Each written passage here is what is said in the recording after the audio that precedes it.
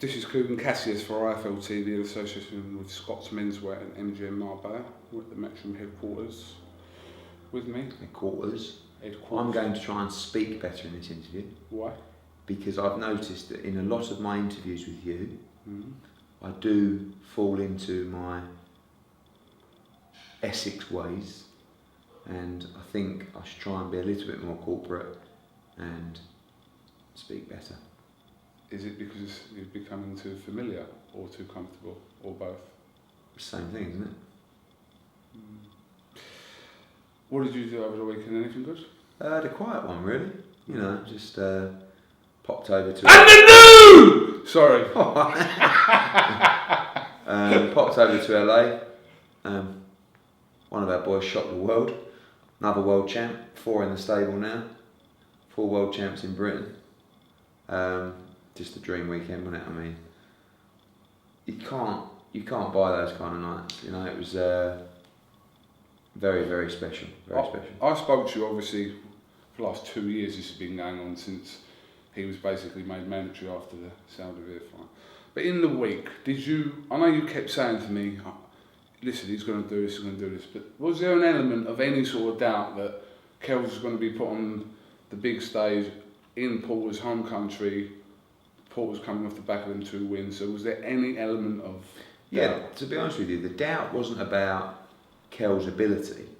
The doubt was more about how he would deal with the occasion and the moment. Do you understand what I'm saying? I know how good Kell is. And again, that's only 70% of Kell Brook. There's so much more to come.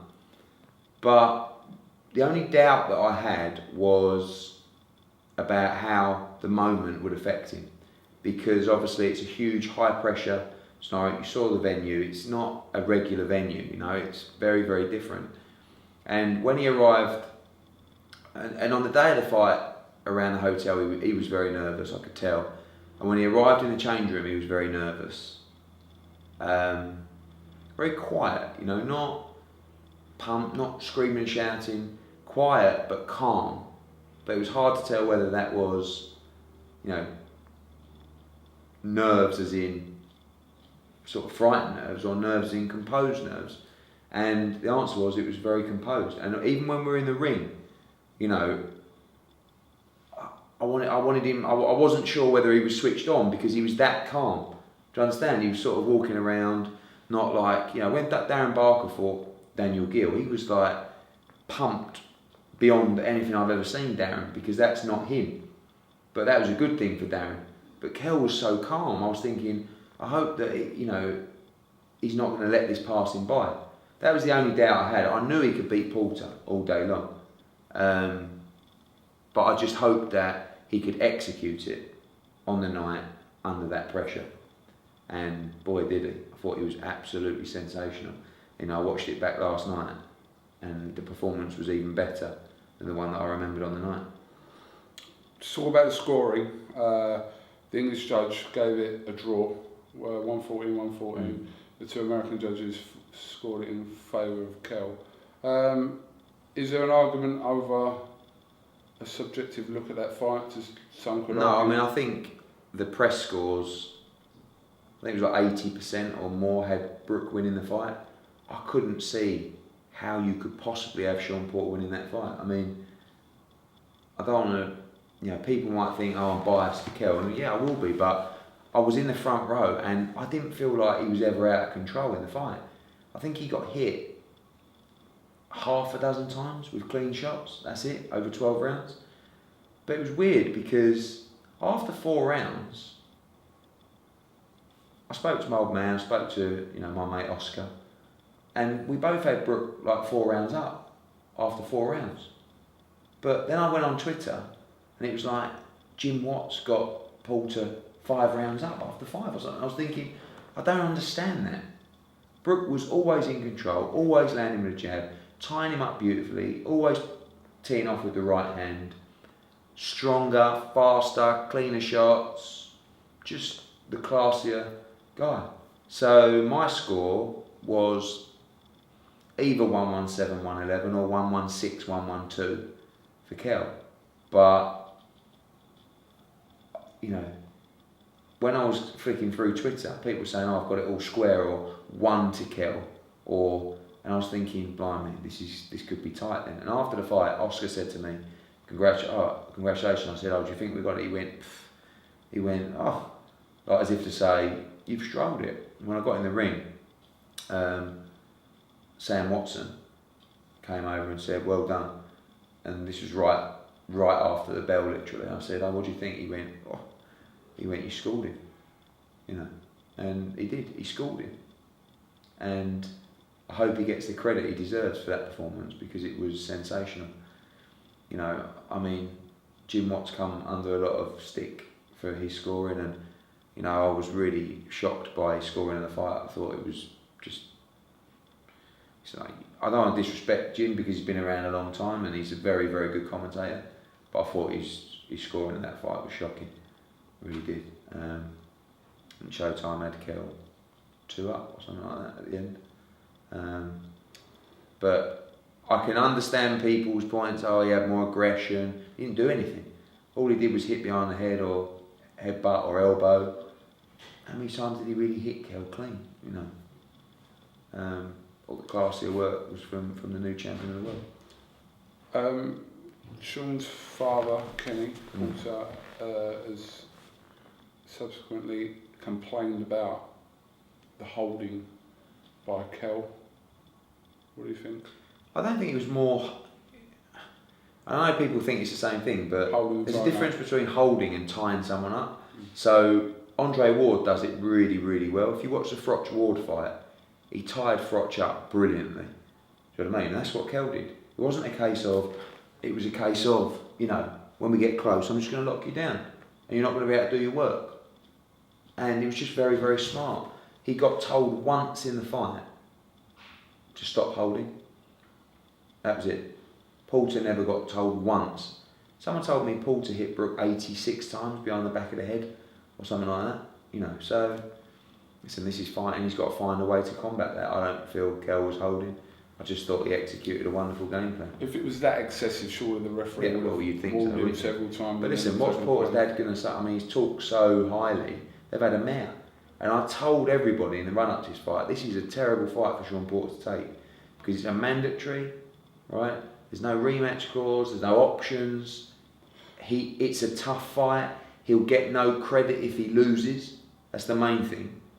You know? So Sean Porter's gone from this guy who's blitzed the welterweight division to a guy that's lost to Kell Brook, and really is not in the wilderness, but he's miles off where he was on Friday night.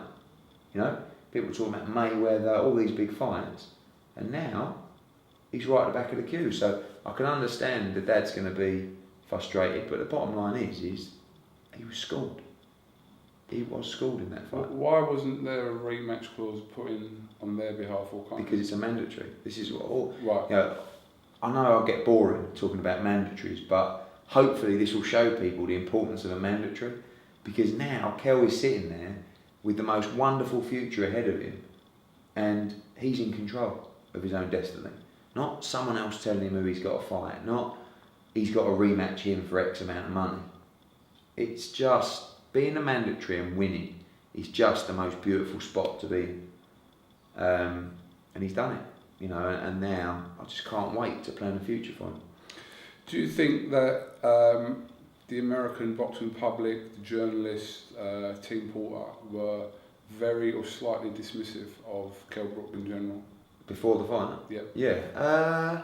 No, I think a lot of the people who are in the know, who follow British boxing, know how good Kell is. The problem is because of the level of opposition he's faced, and he's fought some good fighters, but he hasn't fought the levels of Porter and etc.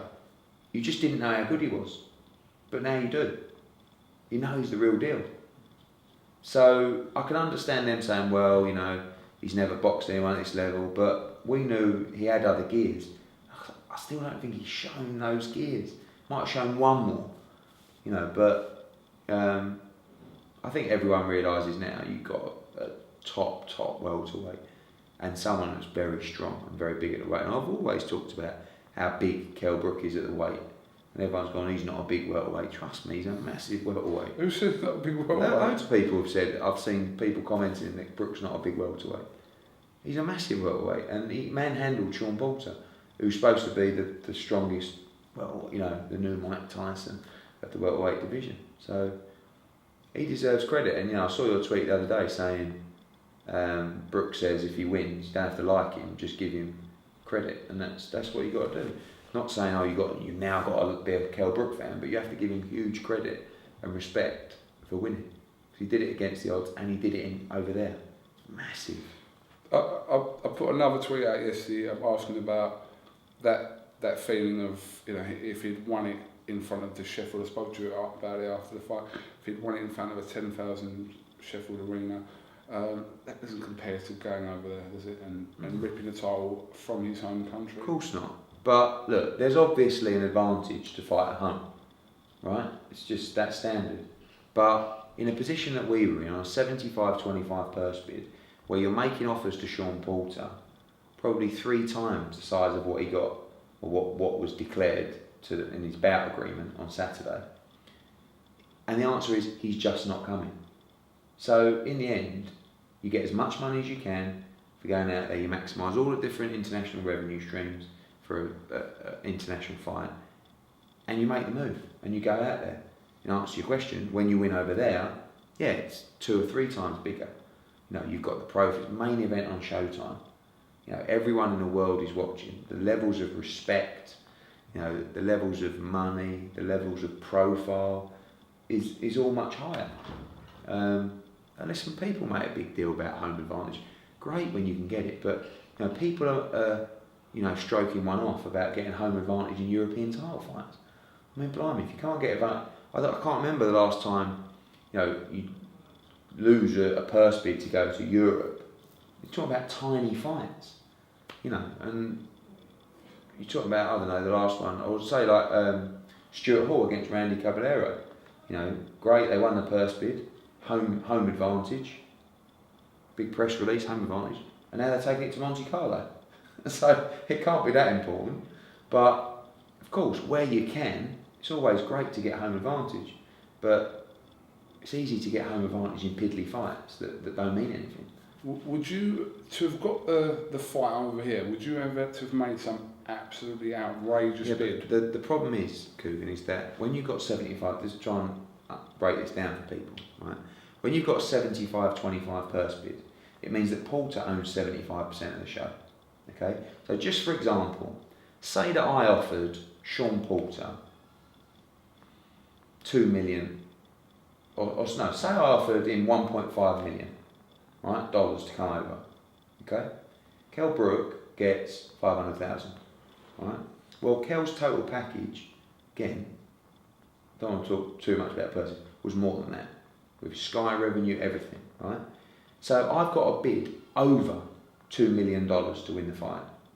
My bid probably would have been somewhere around that.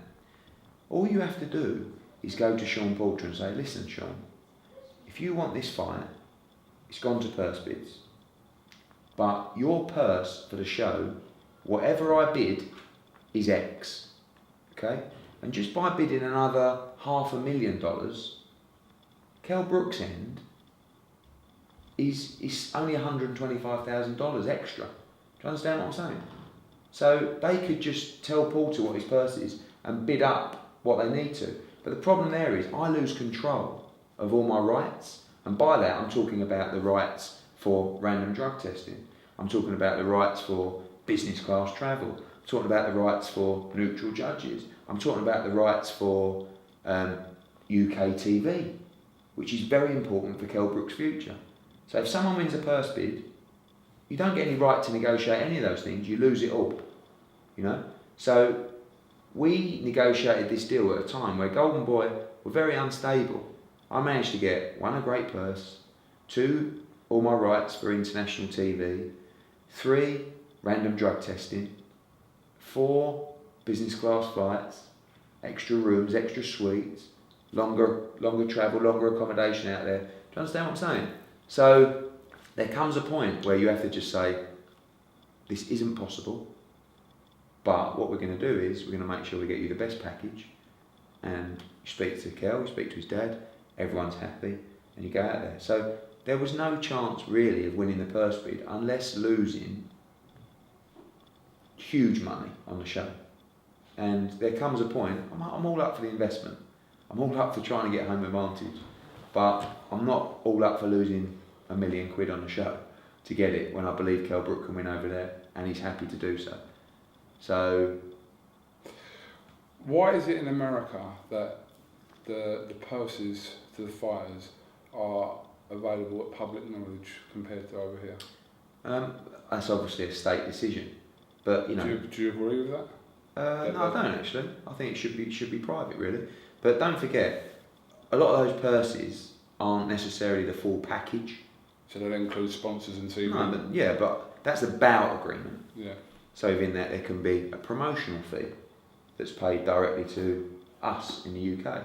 There could be, that could in turn go to Kell Brook. There's UK TV, which Kell Brook will get 100% of, which was a lot of money for that fight. So some of the other stuff you see, the Americans are probably more realistic in terms of their money. I still don't believe that's all of their money, you know, but that's the bout money. So, you know, the bout money put forward. Sakio Beagle's the highest paid. Yeah, it was a lot. I mean, I was very surprised by his purse. 700 grand. Yeah, and it might have even been more. Just clear up obviously, I just read this from a tweet from Dan Rayfield about the purses involving your other two fighters, Luke Campbell and Callum Smith. There was no bout money from Golden Boy for that fight. Yeah. So all their purses and payments were paid in the UK. Yeah. But they didn't effectively go out there and fight for free. What do you think? Well, obviously, no. I'm just saying that. That would have gone down well. That's just a tweet I saw. And There was no bout money for the fight from Golden Boy. Yeah. So nothing to declare in that respect. So, if people didn't know who Kell Brook was before Saturday night in America, I'm sure they do now. Opening doors wise, apart from the inevitable Amir Khan fight, that aside, Oscar De La Hoya's tweeting yesterday that he spoke to Keith Thurman, he's willing to travel over here and things like that. Marquez was ringside. Undoubtedly, Floyd Mayweather would have been watching that fight on Showtime Saturday night. Where do you go from here? It's very exciting times. I mean, you know, after the fight, you've got Stephen Espinoza from Showtime coming in the changing rooms, and you know, this is a guy that we email continuously about fights, and you know, got a good relationship with him. He always looks at, but now it's a case of we need to talk kind of thing, and it makes you feel great. And obviously, HBO on the phone the next day. We've done a lot of work with them. We want to talk about Kell Brook. You know, it's brilliant times for him. In terms of the fights, listen, the Thurman fight is a great fight. It's a tough fight. It's not necessarily one I feel will deliver Kell with the money that he would deserve from that fight, because no one really knows who Thurman is over here. And you know, people might watch this and go, yes they do. They don't. I'm just telling you the truth. The hardcore fans. Exactly, but we know that argument. Yeah. Other names put into the pot and approaching us. I mean, I'm getting emails 10 a day. Please consider X. Please consider X. You know, ones that you know appeal. Maybe Brandon Rios. I think he's an interesting fight for Kell. Who else has been? Josecito Lopez, Andre Berto. These are just names that talking people. About the voluntaries here. Of course, the next one's a voluntary. The mandatory for Kell is not due till May next year. So how many fights can you see him having before that mandatory is due? Probably two. Two voluntaries, but again, it depends on the Khan fight, because you might do the Khan fight in April or early May. Has there been any contact from the Khan camp? No, not yet. No. I mean, there will be. It's early days. I mean, I told Espinoza that that's the fight we want, and you know, he's boxing on December 6th, Khan. Kind of exclusively, I guess, on IFL TV. December 6th will be the date that Kell Brook defends at Sheffield Arena. So we'll be going the same night. So it's a nice opportunity to build things. And Brook Khan is, in my opinion, arguably as big as Froch Groves too. The time it gets the momentum, you know, and I'm very excited about the potential of that fight. Brook has the belt. Khan has the name. Would you agree with that? Right now. I mean, It's a difficult one now because obviously before Khan should get the bigger end because he's the bigger name, but now you have to mix the name and the profile. And by the way, Khan's never done great numbers on pay-per-view. So, and by the way, when he went to Sheffield in his last fight, they really didn't sell that many tickets. So I'm not sure what the name carries anymore over here in terms of value. Don't get me wrong, still a big name, still a great fighter, but I don't know. And Kel's got the belt. So everyone's just got to be sensible. If you want to make a load of money, be sensible and let's get it made. Very easy to talk your way out of that fight, you know. But Amir's not the most popular in the UK. You know, you saw that even when he went up on the big screen at Wembley. I mean, and the support for that fight, Brook against Khan, would be hugely loaded to Kell Brook, because the public will make Khan out to be the villain, if you like. Don't mean they really dislike him. It's just they like to find a villain in a fight. I think he'd be it, but it's just a great fight. So Frot's the villain in Froch and Groves? Two. Yeah. Initially, but I think time fight night come around, people just thought, no, back him. And Groves was the villain in one. I just need to check this.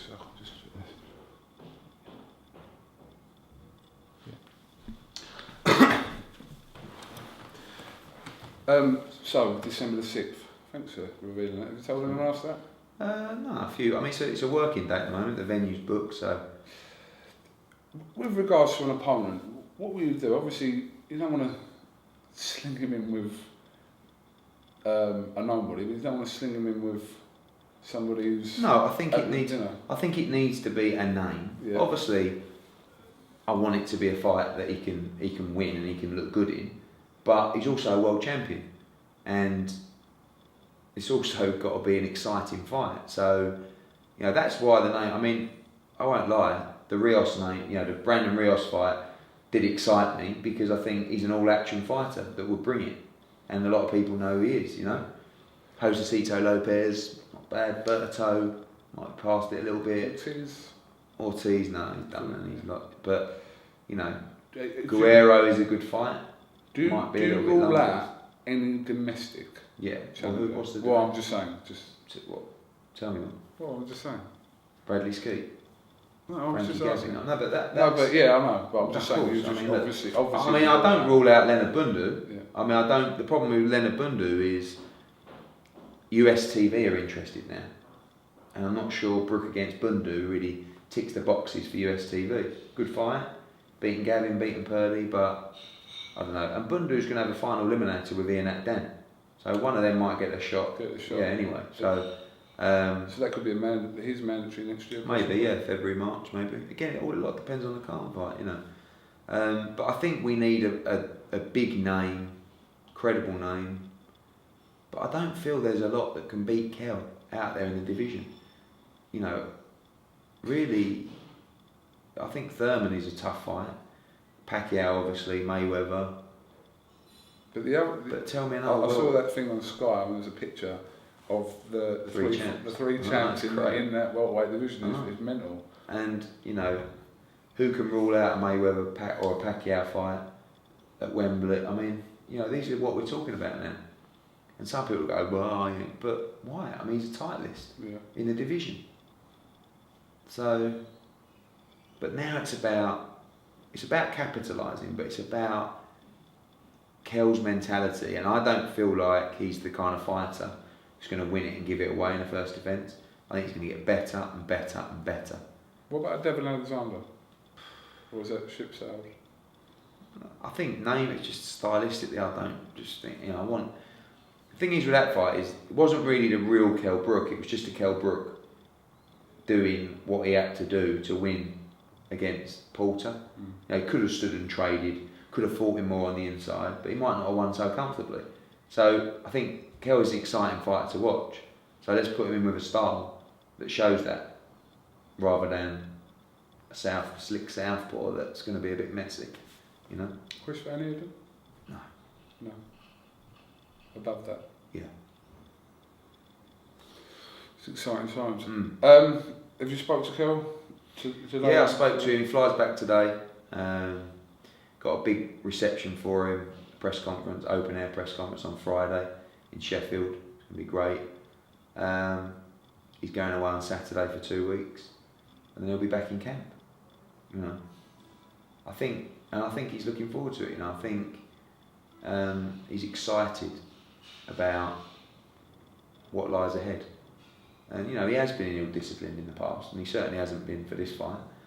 And I don't think he'll be again, because I think he knows now what he's on the verge of, and what future he's got. You know, and you know, I can't tell you the amount of times I went round his house with his dad and him, and just sitting there in his kitchen, just talking about, oh, this has happened, what are we going to do, and Kel, you got to do this, and you know, you got to be more disciplined here, and oh no, we got this injury and we lost that. How are we going to get back there? You know, that's one of the reasons it was so special, because a lot of people gave up on Kel Brook. You know, and we didn't give up on him for a couple of reasons. One, because he's my mate, and two, because from a selfish business perspective, I know how good he is. And if he wouldn't have achieved certainly a world title, I don't think I would have forgiven myself. And he would look back for the rest of his life thinking, I could have been there, you know, there's nothing worse. So now, you know, I spoke to him last night, I said, no one will ever take that moment away from you. You know, and he just said, I can't stop smiling. But now it's about building on it. Don't just be a guy who won a world title, be a great, you know. And he's got the ability to do it. It's not like he's just gone out there and fluked a world title against the odds. He's a quality fighter. And everyone in the sport knows it. You know, a lot of people, you know, Rob McCracken, he was out there and he just said, he'll win. He's a quality fighter. Seems Bathrock, quality. And he is a quality fighter. How far is he away from being a pay-per-view star? Yeah, I mean, the pay-per-view, as we know, it's not really about the fighter. It's about the fight. So if Brook's in a big fight and it's to go on a world title and it's Bellew cleverly on the card, then who knows? But it's quite interesting, because I don't think Froch will fight this year. I think that you know, he's waiting for Chavez, and that looks unlikely now, and he's doing this tumble show, and he'll probably go on holiday. It's interesting with Brook now winning the title. You know, Brook can fight in December, Carl can fight in February, Brook can fight Hearn in May, Froch can fight outdoors in August, September. So it's exciting times, you know, and it's exciting times for the whole division. You know, with Andre Durrell beating Durrell beating Beaker. You know, Groves is waiting if he can beat Rabras for the mandatory, but with Durrell winning, that mandatory is now going to give them the opportunity to string it out and say we're not due a mandatory for 12 months. So, you know, he might fight the winner of Smith Abraham. De Gale's obviously going to fight for a world title, and you know, it's just really exciting times for the division. Lots going to come into fruition over the next couple of months. All right. So just a quick word on Glyn Leach. Yeah, really. Unfortunately passed away. Yeah, I mean, life is mad, isn't it? I was only speaking to him probably 3 or 4 weeks ago, you know, and Glyn, I don't think Glyn had many enemies, you know, in a political sport where people are always falling out of each other. You know, I think Glyn was one who always sort of kept himself to himself, and you could have an off-the-record chat with Glyn without worrying about it, which is unusual for a journalist. Do you know what I'm saying? It's like he knew the game inside out, and he was always very encouraging to me about what I was doing. You know, he'd sort of phone me up and say, "Go on, son, fucking hell, well done." You know, a lot when I was starting out as well, and you know, the job he'd done with Boxing Monthly as a major publication in the sport was very sad, and obviously thoughts from everyone at Matchroom to his family. It's a shock, and obviously it'll affect a lot of people, and he was a major figure in the game. He probably didn't get, you know, it's funny life that you get the respect almost when you're finished, or you know, after you've gone, rather than while you're doing it. Yeah. And now everyone comes out and says, what a great job he did for the sport. And he wouldn't have got that when he was in the job. Do you know what I mean? But he was always respected and helped a lot of people, and probably, you know, helped me as well, I suppose, because, like I said, he gave me massive encouragement. But wasn't afraid to say, you know, give his opinion as well on Twitter or on the phone if he felt strongly about something, which you have to respect as a journalist. 100%. Yeah, thoughts go out to his family and friends. So you've got a press conference on Thursday in Hamburg, is it? Yeah, Paul Smith-Abraham press conference in Germany on Thursday. Then we've got Friday as a Kell Brook press conference in Sheffield, and sort of got the mayor there and all sorts, sort of a celebration, if you like. Next Tuesday we're in Leeds, and probably on Thursday we're in Hull. Got 2 cracking fights for Luke Campbell and Tommy Coyle. You know about them, don't you? Mm. Good, eh? Yeah. And tough fights as well. yeah, but they'll surprise a lot of people, I think. That's on October the 25th, yeah. and then the lead show is the 4th of October. Yeah. Who else is on the lead show? You've got Josh Warrington, Callum Smith, Brian Rose, Ricky Burns, maybe Tyrone Nurse. Is Ricky Burns debuting at Possibly, yeah, maybe catchweight. It'll be an 8 or a 10 rounder. So yeah. What's the deal with Brian and Ricky now? You're going to plot them another route? Yeah, I mean, Ricky really needs a fight, probably arguably at a new weight or a different weight, whether that be a catch weight or at light welter. Just a little confidence fight. You know, he's drawn 1 and lost 2 on the bounce. He's been in some monstrous fights. Brian is all about coming back from the Andrade loss. But, you know, again, he'll be looking to get out November, December in a big fight as well. So they're both at the stage where they don't want small fights. They want the biggest fights possible. But we've just got to get them geared up and ready for those big fights. And I think one outing in Leeds will do the trick. And just a quick word on Campbell and Smith, who had relatively straightforward jobs in. Yeah, I mean, again, I knew it wasn't going to be opponents that were going to trouble their record, and you know, I saw some people say, "What's the point in putting them in with people like that?" Well, the point is that it was a huge learning experience for both of them, and it's not just about the profile. Yeah, they were around the press, and you know, I know they boxed in front of 400 or 500 people, and you know, it wasn't on Showtime, but sometimes it's not about that, because I took Kell Brook to America in December 2012, and he boxed on the undercard of the Froch Ward fight, and I believe that the experience he gained from that was definitely a contributing factor to his success on Saturday.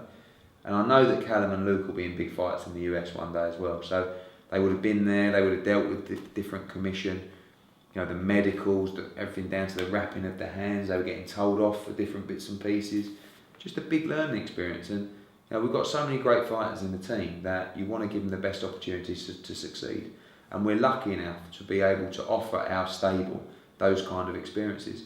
And, you know, more will get them as our relationships grow in America, and more will get them as our relationships grow in Europe. You know, we'll have 3 or 4 fighters on the Paul Smith undercard as well. Just really good experience for people, and you know, we want to make sure that our fighters get the best opportunities, not just of the big fights, but the opportunities to learn and to grow. And talk with brother. Did you happen to watch Channel 5 last night? Yes, a little bit. So Kelly Maloney, Yeah, what a reception. formerly known as Frank Maloney, Audley Harrison, your former fighter, in the same Big Brother house. Yeah, that was a rascal suit Audley had on, wasn't it? Oh.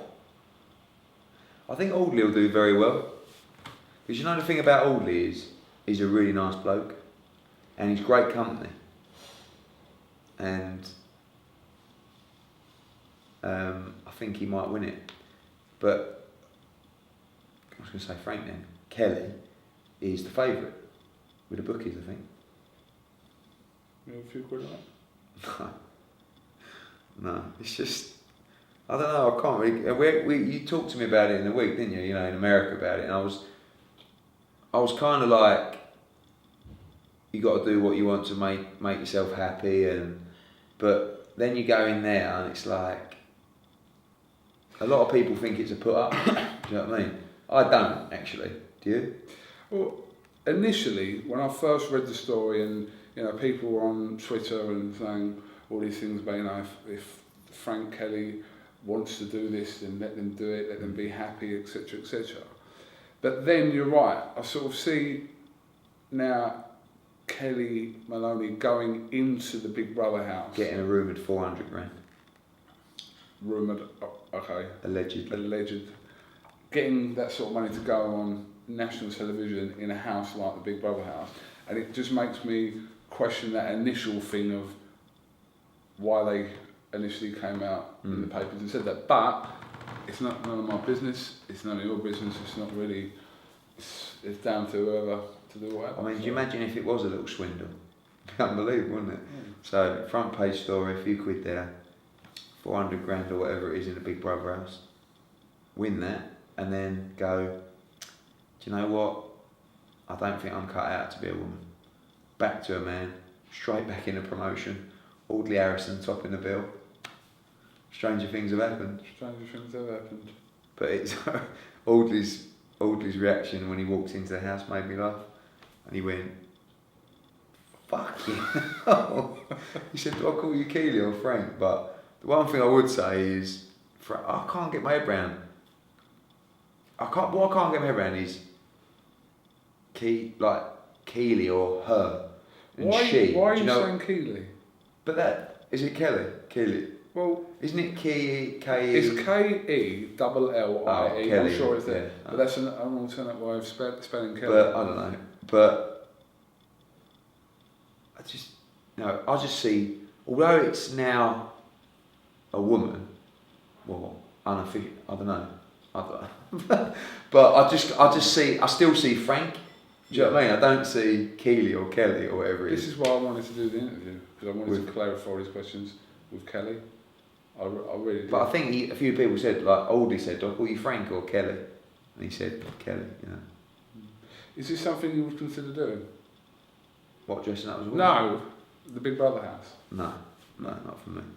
Even if you failed miserably as a promoter? No, not for me. You're never going to need the money either, really. It's not really about the money, I don't know, I think you sort of... Just basically... I'd probably do... The Jungle. No, I wouldn't do the Jungle. No. I'd probably do Big Brother over the Jungle. Because I think we had an inquiry for me to do the Jungle after the Fox Groves fight. Worryingly. But I'm not going to lie. The Jungle's different, isn't it? It's like... They make you do tasks that are humiliating. Actually, they make you do that in Big Brother as well, don't they? No, but they're not as bad as in the Jungle. But it's like you sit there and you're having to eat this, like, for other people's entertainment. Kangaroo's nuts. Whereas Big Brother's more of a game, like a mind game, and it's almost like, you're trying to act in a way, obviously, to win and to stay in. And I think you'd have a little bit. I think I'd have a bit of fun in there. I'm not so sure about the lineup this year, but. So it's all about... Is it the geezer out of Strictly, one of the dancers? To be honest though, from our some point woman of view, out of Edinburgh. Doesn't matter. Edinburgh? Emmerdale. Oh mate, what about that actor? Oh yeah, no. That's bad. He's out of the game. Did you see him when he wouldn't go up and he was going, you got 3 questions for me? She was going, I've asked them. And then I felt real sorry for him. I mean, that was... So, are you going to be Team Audley or Team Kelly? I can't say I'll be watching too much. I might watch the first couple of nights. Watch all of it. I won't. I've got too much going on, mate. Watch all of it. Do you know how busy we are at the moment for the next? I mean, just planning out October, November, December. It's just, it's exciting times, but a massive news coming. I know, but you'll be still watching it. It's not on late at night. You're at home doing nothing. On the phone to like Espinoza. By the way, we'd like to offer Brook Mayweather fight. 1 second. Hold on. Audley's just... What's that? Do you know the interview I lost the other day? Deontay Wilder. Oscar De La Hoya. Joking. 4 minutes. No sound. Oh, I saw that. That was the one at the presser. I asked him some good questions as well. What did you ask him? Hearn, Santa Cruz. The only thing is about Oscar is he the front man or is he operationally involved? Do you understand what I'm saying? Like, I don't know how much he knows about fights that are being offered. And is that more for Diaz and Gomez? Yeah. Right. No. Listen, Oscar's like a legend, but I don't think like if you said to him like, does he even know Scott Quigg is? Yes. Does he? Yes. He does. Mm. Does he know who? He does know who Scott Quigg Did he know who Kell Brook was before the fight was made? I'm not so sure. I'm not sure. But obviously Gomez and Robert Diaz. Listen, on a serious note, I really enjoy working with Golden Boy, and I really enjoy working with Top Rank. But their teams are first class. Robert Diaz is, I'd consider him a mate really. I think he's great to work with. Eric, Arnold Joseph, the lawyer, Monica. They're a good team. Absolutely. Very professional company. And as I said in my cheesy speech at the presser, there is a synergy between us because we both operate at a high level. We both pay on time, which is a huge problem. You saw last night on Twitter again, fighters not getting paid. I don't know when the board are going to act, but they've got to do something. But they're a professional outfit, Golden Boy, and I hope to do a lot more fights in the future. All right. Listen, Eddie, thanks for talking to IFL TV. Been a great week. I love your reaction. Bit unprofessional. Great, isn't it? See my tweet? Dave Paris scores the fight, 114, a draw. Well, Kell was walking around at that time, and he went to me, what? He thought that was the actual decision. Because the way Jimmy Lennon said it, Judge Adelaide Bird, 116, 112, and Judge, whoever it was, 117, 111. I got told off so many times by the commission for getting out of my seat. Mad. Every time I got up, I went, go on, get Parker. If you do that one more time, sir, you'll be ejected from the arena. All right. It's a great night. See my tweet? No. Oh, what? Oh, you Kell Brook haters. You get very passionate, don't you? Yeah. The thing is, I was getting tagged in a lot of tweets and I've seen it for 2 years. Did you think he was going to win? I wasn't 100% convinced he was going to win, no. Does that mean no? It's not, I just wasn't 100% convinced he was going to win, so it's not I particularly thought Paul was definitely going to beat him or blah blah, just wasn't, I didn't have that 100% feeling like, look, he's definitely 100% Did his win. performance surprise you? No. No, not in the slightest. The result in the performance didn't surprise me in one bit, but I wasn't 100%. I'd be lying if I went to... You weren't 100% convinced that he could execute it? Yes, on that stage. That's my doubt. That was my doubt. But I'll say it. There's no point in going. Great, wasn't it? All right, well, listen, Eddie, thanks for talking to IFL TV.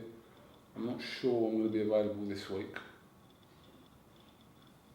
but have a good time in Germany and in Sheffield if I'm not there. Cheers. All right. See you soon. Couldn't catch this. Eddie Hearn, IFL TV. Thank you very much.